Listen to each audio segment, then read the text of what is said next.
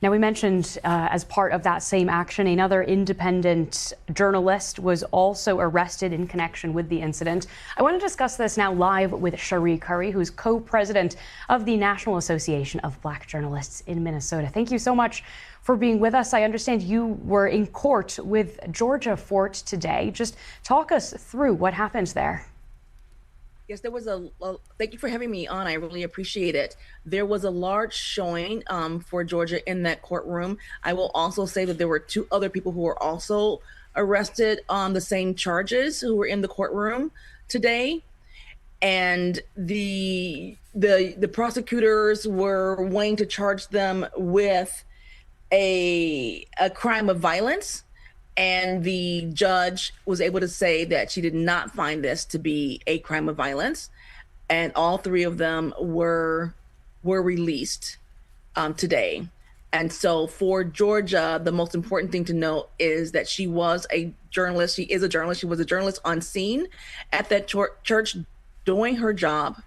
What every journalist, what you guys are doing with your journalism today as well. And as journalists, we have to have our rights protected for freedom of the press.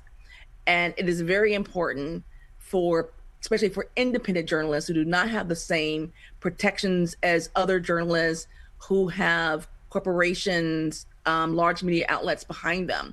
And for this was success today for Georgia, but the battle is not over for all of us as journalists and as our rights are being suppressed. So it's very important to have that freedom. I did want to ask you about that. Does it make a difference that both she and Don Lemon were working as independent journalists, so not affiliated with a major media outlet?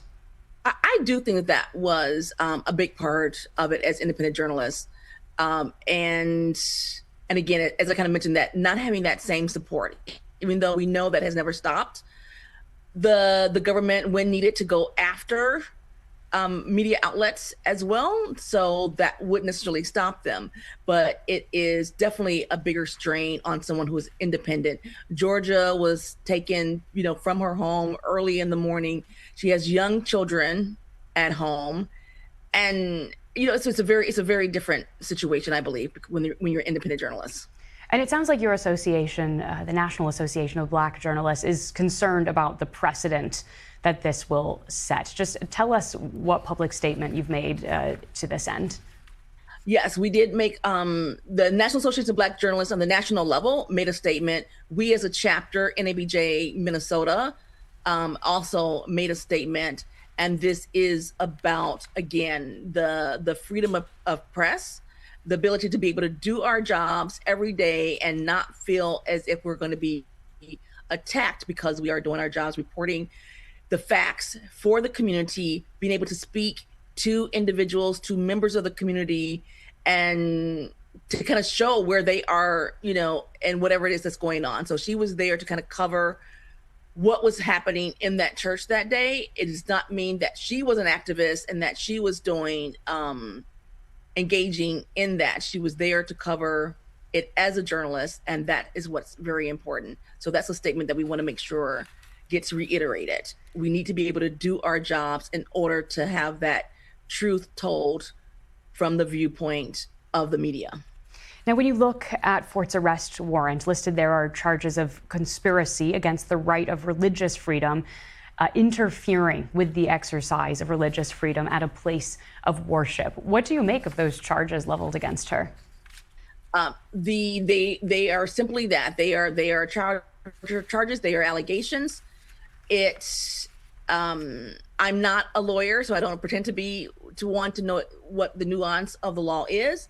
But in terms of the judge releasing her today, so when the prosecutors were asking for her not to be released, and fearing that she may cause a problem for the church and the parishioners, the judge turned that down, that she would not be retained, because the judge felt that, I'm trying to look here at my notes, but that in no way would she, the judge, who was a female, believe that Georgia would harass any parishioners of City Church.